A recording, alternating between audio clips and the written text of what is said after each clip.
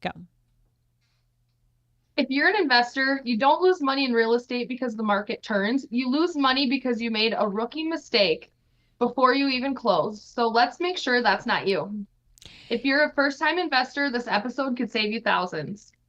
It's so true, right? Like so many investors, Investors because don't they lose have money a in real realtor that they estate. are You lose not. money because you made a rookie mistake. Shoot, that's me. There we go. Sorry. No worries.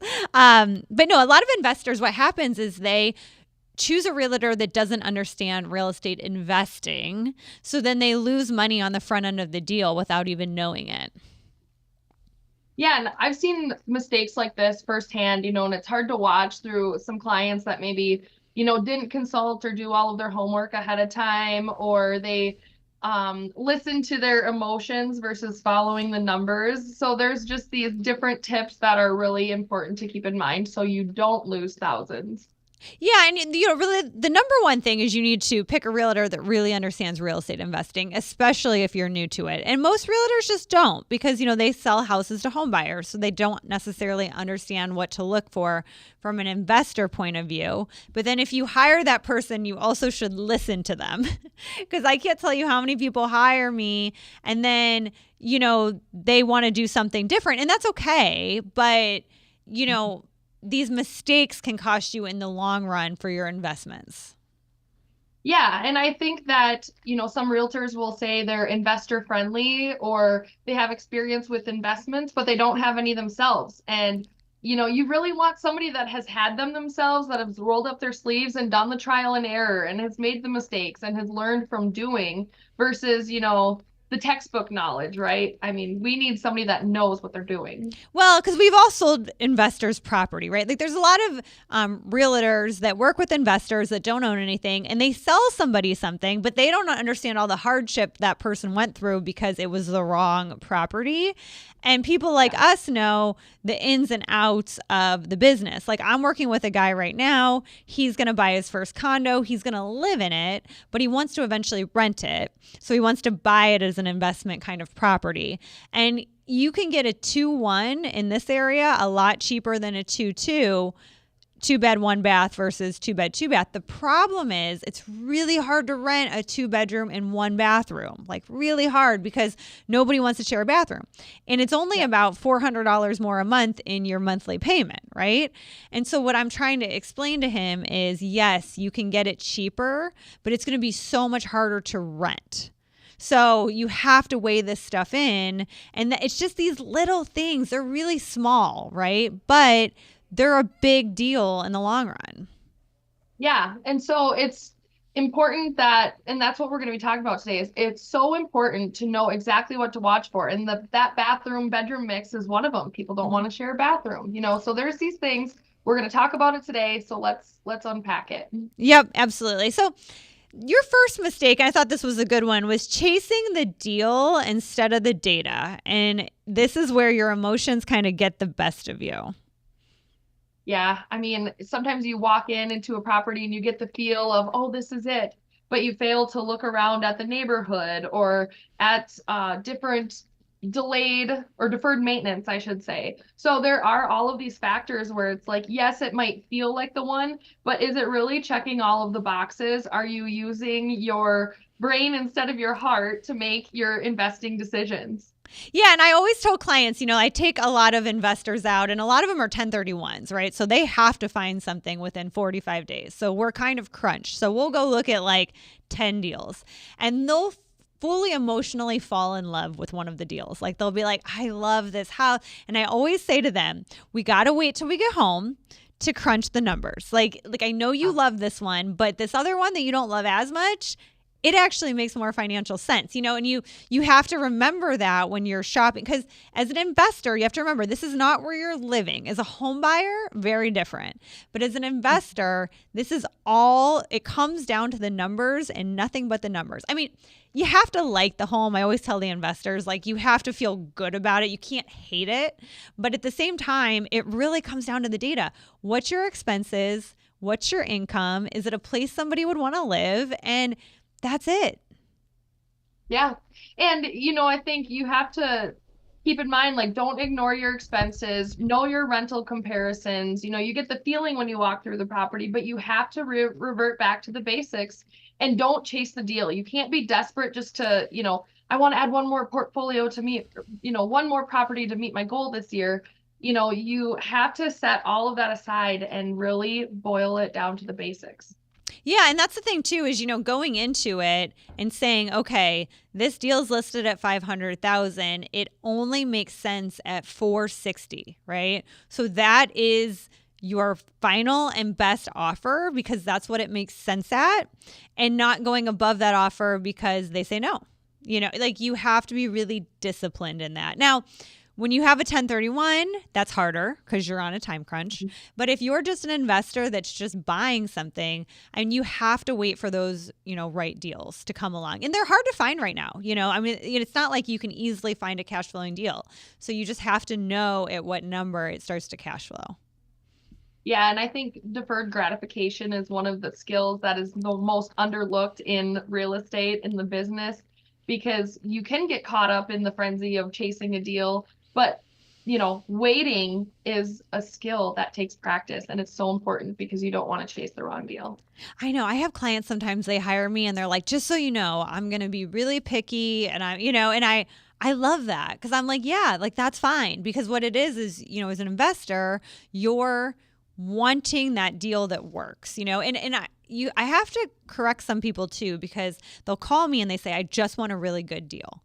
Well, what does that mean? Like what is a really good deal? Like, what does that mean? And to me as an investor, it means your deal cash flows, it pencils, it works, right? And for that, you have to take that emotion. Like, do you feel like you're getting a good deal? Because you could feel like you're getting a good deal on this 2-bed, 1-bath, but it doesn't cash flow because it's just so much cheaper. But then this 2-2 over here, because the rent's higher and it's more expensive, it actually does cash flow. So it's actually a better deal than this other one. So it's so interesting because you can't just look at a place and have a feel for it. You really, it's a math equation.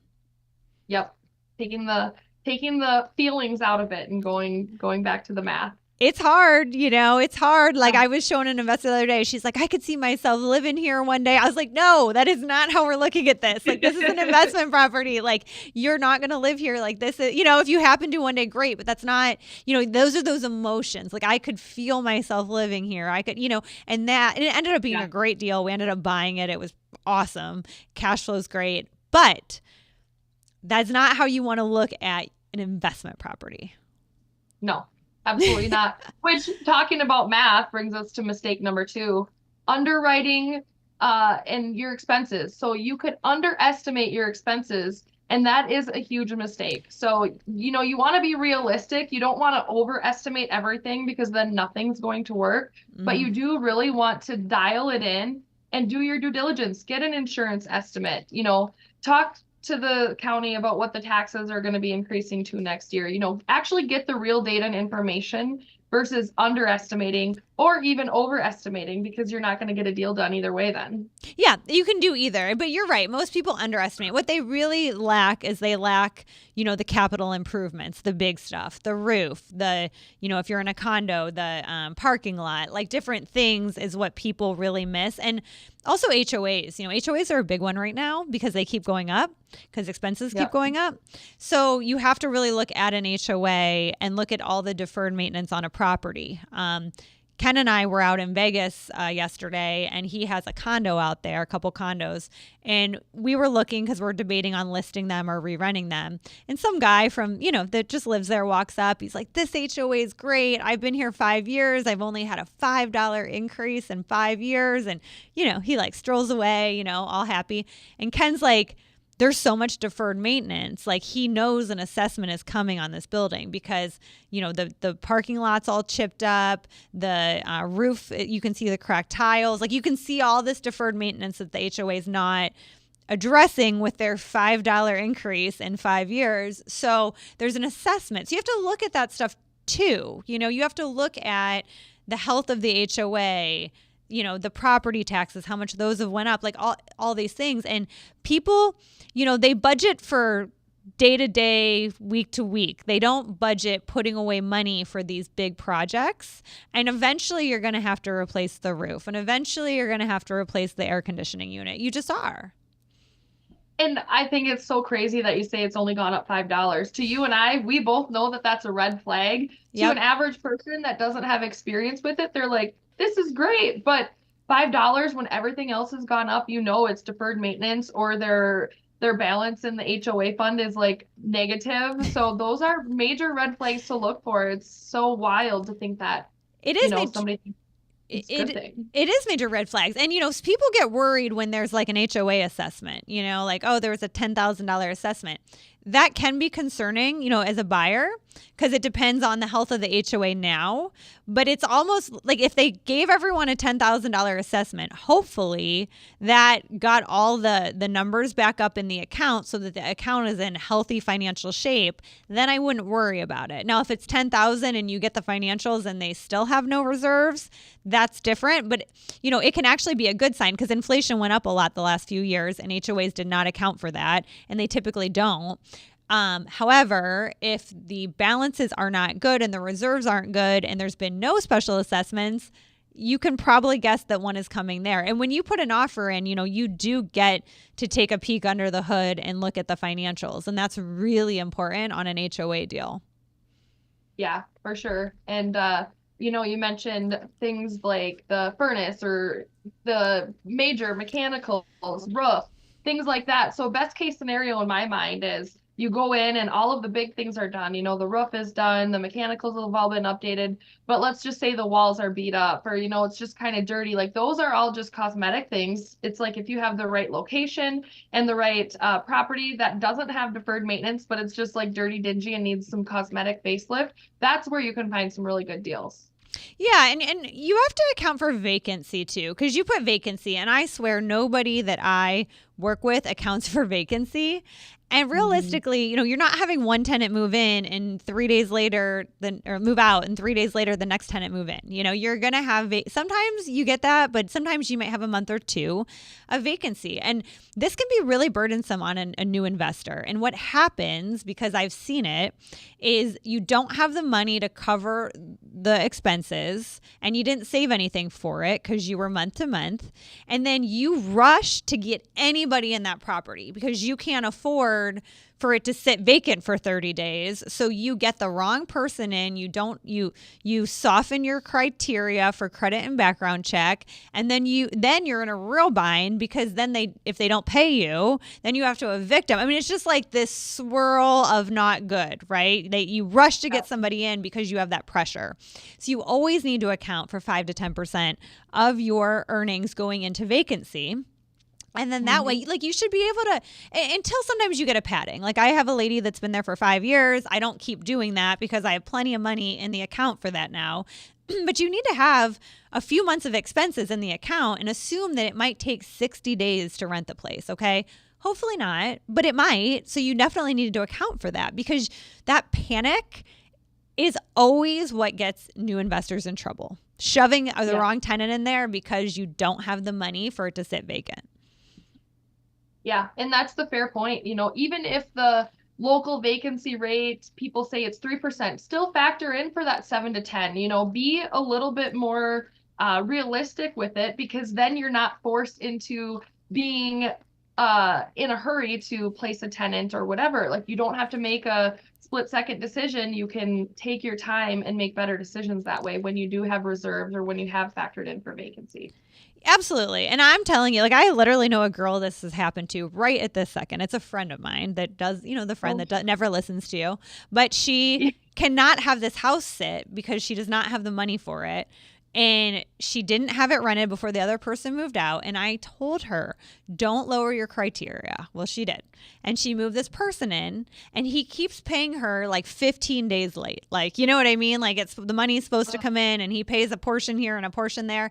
And she's worried she's going to have to evict him. Because even in Arizona, which is a strong landlord state, it still can take 45, 60 days to get someone out of your house. And that's really fast. Like some of these states, it's like a year, right? But like Arizona, it's like 45 to 60 days because there's a process. You can't just kick somebody out. So you have to, prove they didn't pay rent and give them time to pay rent and then move it through the court system and then move it through the sheriff. Like there's all these things, right?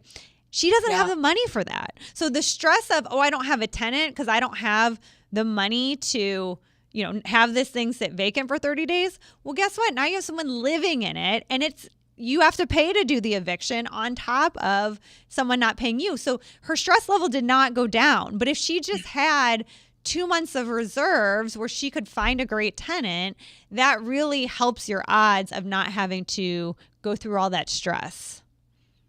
Yeah, and in the Midwestern states, you have to add the winter elements on top of it, and you can't legally shut off heat in winter months. So sometimes the property owners will get stuck with that too. So all the more reason to be selective, have your criteria and stick to it when it comes to tenant placement. Yep. That's a big one. That's the biggest one that I see new investors make where they get out of the business because they're like, oh, this is not for me because they put the wrong tenants in there. And they typically put the wrong tenants in there because they didn't do a background check or they kind of did one, but they were loose with it. Or, they just, the person didn't make enough money to live there, but they kind of like glanced over that. I mean, all these things are... Because what you don't understand is my friends, like I keep getting bad tenants. And I said, we all get bad tenants that apply. You keep taking them because you're taking the first people. Whenever I list a place, I have 2 or 3 bad people, unqualified people that want to move in before I get my tenants. If I always took the first person that applied, 8 times out of 10, they don't qualify, So it's not like it's your bad luck. You're just getting this. You're taking it. And those of us that are experienced know to not bend our criteria. But since you're new, you just do it. And then you have a problem. And then you're like, this is a terrible business to be in, So it really is. I actually think that's the number one thing that new investors mess up on. Well, and that just goes right back to the delayed gratification, whether it's finding a property or finding a tenant. It's a skill in the real estate world. It is definitely a skill. Yeah. Another rookie mistake that people make, number 3, is trying to do everything yourself. Yep. I see this a lot, like fix things yourself or, avoid fixing things because you don't want to fix them. Like, what do you see it mainly on? Painting, and some of the cosmetic things, it's like, okay, yep, I'll go in there on my day off and paint. Well, then you're in a hurry and you're doing it poorly. It's like sometimes time is money and hiring a professional to do the job. Yes, it might cost you a little bit more out of pocket, but in the long run, your unit is going to be in a lot better condition and present a lot better if you don't try to do everything yourself. Yeah. And I see it too on people that buy something that needs a little bit of work and then they don't want to do the work, right? Like they're like, oh, like there's like nasty carpet or the floor doesn't match and they just don't do it. But realistically, like, you could do floors in a small rental for $6 or $7 grand, right? Which is not a lot of money. However, you're going to get a better tenant, right? Because a good tenant does not really want to live in a place where there's nasty carpet and none of the floors match. It just doesn't present the same way. I mean, you'll still be able to rent it, but probably not for what you want to rent it for. Where if you just add this little investment, all of a sudden you can get $300 more a month in rent. So it kind of pays for itself, right? In a couple years. Absolutely. And I think that's so important because it's often overlooked, whether it's paint or flooring, depending on the size, even less expensive in my area. But like you said, the quality of the tenant goes up, the monthly income goes up, which makes your property worth more if you're even thinking of selling it. It's like bite the bullet, put in the money, have a nice place to market, and you get better tenants, better quality tenants that stay longer, that aren't going to be looking for, oh, my place is dingy, I just want to upgrade. Do it on the front end and you have longer term tenants that stay. Absolutely. And the other thing, is interesting because I actually see the DIY, but I actually see the opposite too, where, my tenants or my new investors, they hire these really expensive companies to do things too. You know, they don't have like a good like every investor needs a good, affordable handyman that can do 80% of everything, right? Like, unless, you know, then sometimes you have to call in the HVAC guy, sometimes you have to call in a plumber, but like 80 to 90% of it can be done by a really good handyman. And the problem is like people get these contractors that are super expensive, right? So they might, you know, have like a small plumbing leak and it's $350 when a good handyman could have fixed that for $75 out the door, right? And or, you know, like I just sold my condo and I know that the AC works great because I had my AC company come look at it. Well, they move in, they have a little AC issue. They bring a random company in and it tells them you need to replace your whole entire air conditioning unit. And luckily I somehow, you know, the other realtor contacted me and I'm like, no, tell them to send my people back out. You probably need like, you know, antifreeze or something, but you know, you need this trusted group of people or else you're going to get screwed. And it's fine if you get screwed on your house because it's like here and there, but as you accumulate rentals and they're supposed to cash flow, the difference between a $400 fix and a $100 fix all the time, all through the year is cash flowing or not cash flowing. Yep.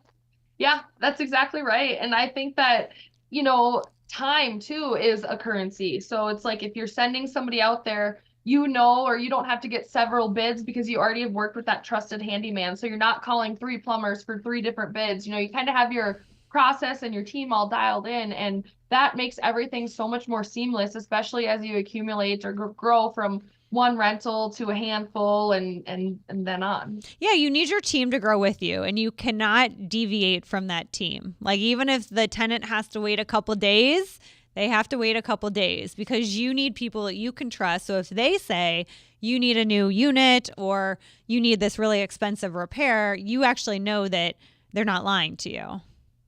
Yeah. Because they do that. Time to build that trust. Contractors do that, especially to us women. You know, they like know that we don't really know how it all works. And if you're just believing whatever somebody's telling you, you're going to be spending a lot of money. Yeah. Asking questions helps a lot. Yep. And getting second opinions. Those are always good too as you're finding your team. That's how you find your team, right? Maybe you have an air conditioning issue and you bring in 3 HVAC companies and then you realize which ones are full of it and which ones are being honest. And I tend to like the smaller companies or the individual providers because if you can find one that does a good job, typically they value that relationship, where sometimes on these bigger companies, they're paid on commission. And that's what you don't want because obviously replacing your whole HVAC unit, they're going to make more money than just doing, you know, $400 in antifreeze. And one thing that I've actually talked to different contractors about, whether it's like HVAC or plumbing, is, you know, if they give me 2 options, like, well, you could fix it for this or replace it for this. And, you know, they're not really like steering you in one direction or the other. I always say, okay, well, if I was your daughter, what would you tell me to do? Because then they're going to be like, yeah, just fix it, you know? So it's like you kind of tug on their heartstrings and then you get the real answer out of them. So, I like that. That's a good one. Yeah. Let's move to mistake number 4, which is no clear exit strategy. So you buy the property and you kind of, it's cash flowing or not, and your strategy is kind of, I'll figure it out later. Yeah, so it's interesting to know, is it going to be a long-term hold? Or are you going to do some value add? Like if it's got old carpet and, you know, needs some cosmetic things, are you going to do that right away when you buy it? Or are you buying it as cash flowing from day one with the tenant already in there? You have to have the end in mind when you start and when you buy a property, because otherwise you don't know where you're going to be at, and if it's not clear, you're going to mess up. Yeah, and you have to be flexible. That's why the cash flow is so important, because a lot of people buy for appreciation. You know, they want to buy it for X and sell it for Y, and that's okay. You pay tax, and there's, you know, negatives to that strategy, but I get it.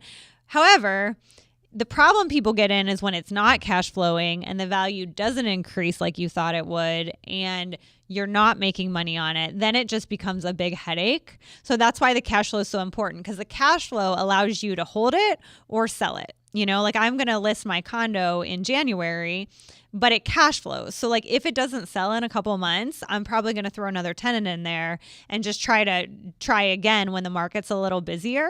So, but if I was losing money every month, then my only option would be to lower the price to try to, get it off my hands. So that's why that cash flow is like so important. And that's why we preach it so much.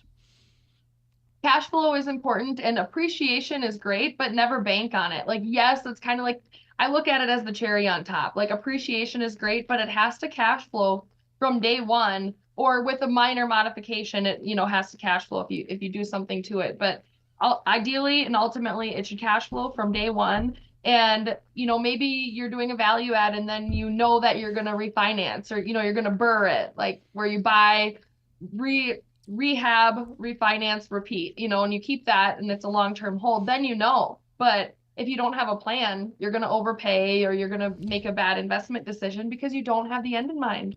And it sucks. Like I've done that with one of my properties. Like there's a little bit more to it, why I bought it, but I knew that it broke even, right? Well, then rents went down a little bit in Phoenix. So now, and the HOA went up a little bit. So now it's negative every single month.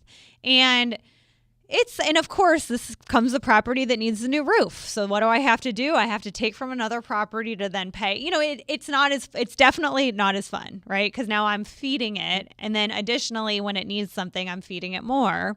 And so what I'm doing is I actually am refinancing it this year to then make it break even again.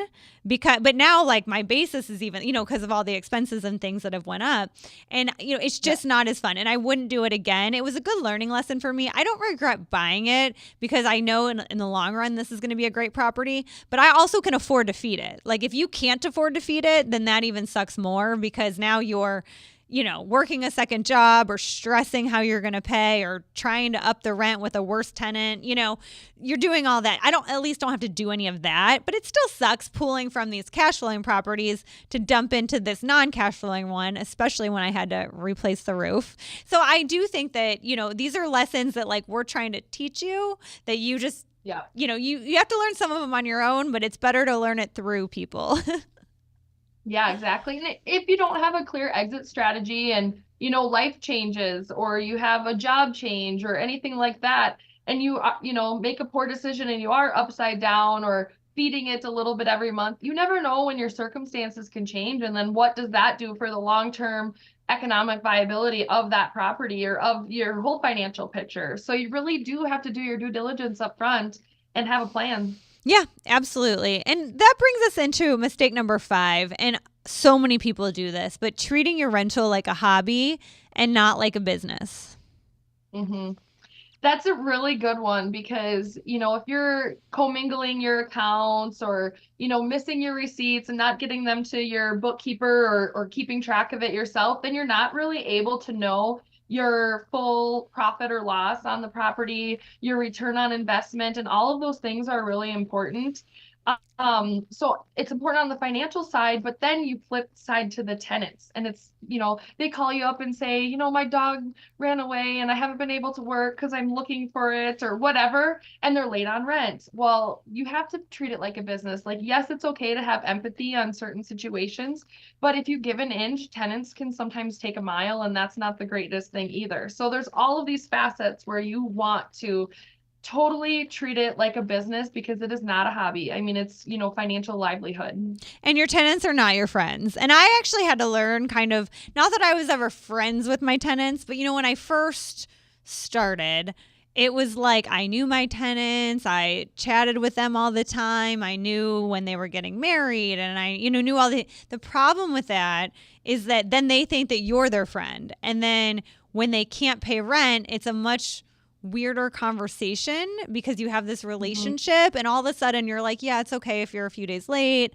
And then every month they're a few days late. And then, and it just turns into you kind of getting taken advantage of. It's no different than like at work. If you're a boss, you can't be friends with the people that work with you for the same reason. You can be friendly, but you can't have those relationships because there comes a time where you have to tell them, hey, this is what it is. And it's way harder if you have this like personal relationship, And then, you don't want to know too much. You know what I mean? And so What's better is just having a very professional relationship, as you would, because it gets tricky even for me to this day with tenants, because I have a heart and I feel for certain situations a lot, but you also can't, you have to treat legally all your tenants the same. So you can't give one person 5-day grace period with no fees, and then somebody else, if they're a day late, charge them, right? You have to have, that's why you have these procedures across the board.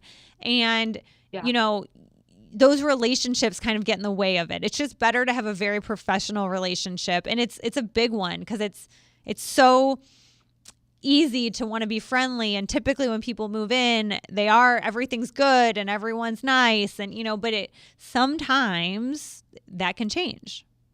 Yeah.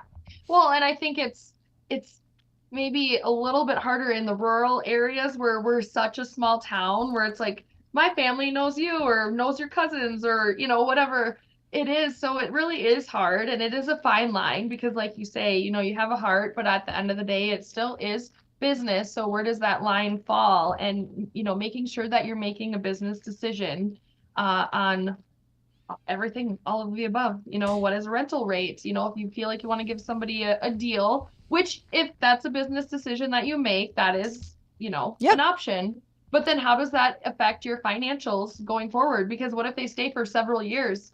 You take, $50 or $100 under market rate, and you take that times 3 years. Well, are you really wanting to make that decision or not?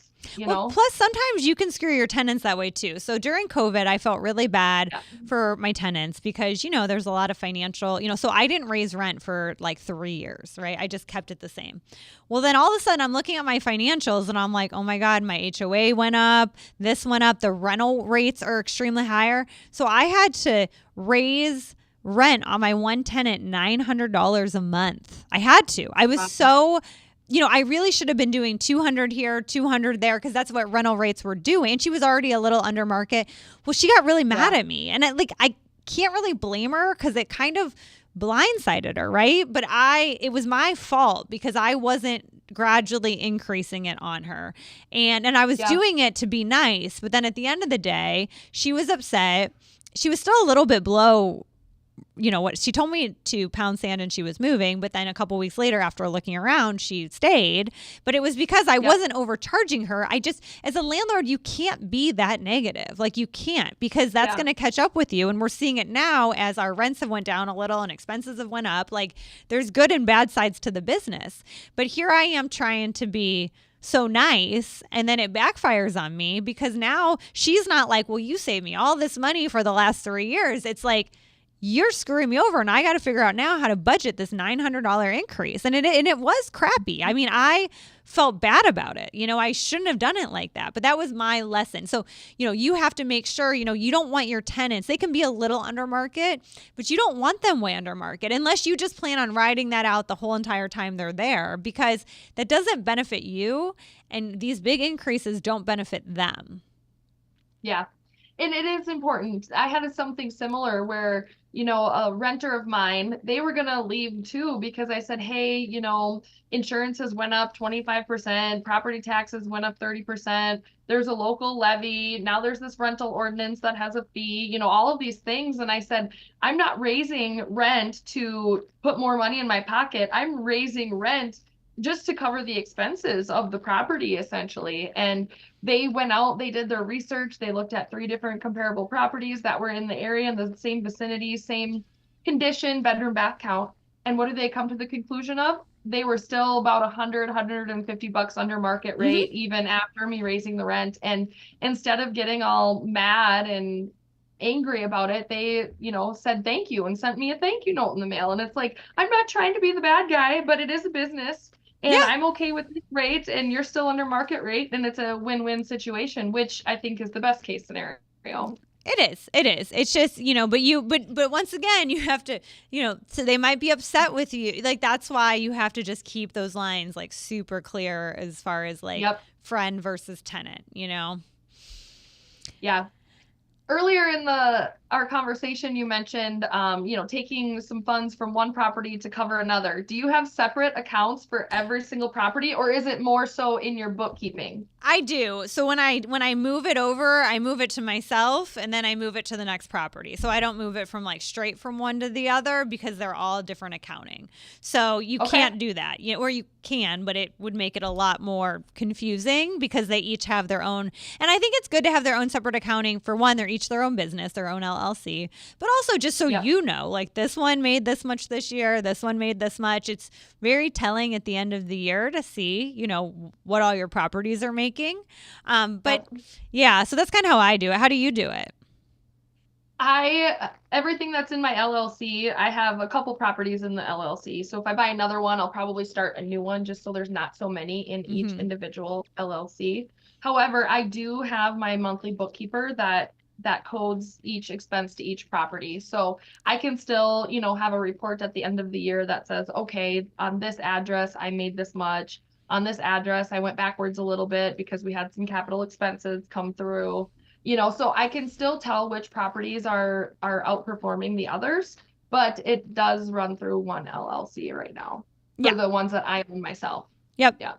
I do my own bookkeeping. It's probably not the cleanest, but I do a pretty good job. So you can show me your ways because that is a weakness. I don't have it. I don't have the passion for it. So I do have help with it. Sometimes it's good to outsource that stuff, right? If you don't have the passion for it. But yeah, so these are really good rookie mistakes that you want to avoid. And like I said, the best thing to do if you're a new investor, I think, is to really have a good realtor in your back pocket that really knows investments, and they should own investments. Like that is a big thing to me. Like if they don't own at least 2 investment properties, that's not who you should be working with if you're an investor. Like it just isn't because they're just not going to know. And so if you work with an investor, you're going to get a much different experience on looking at rentals.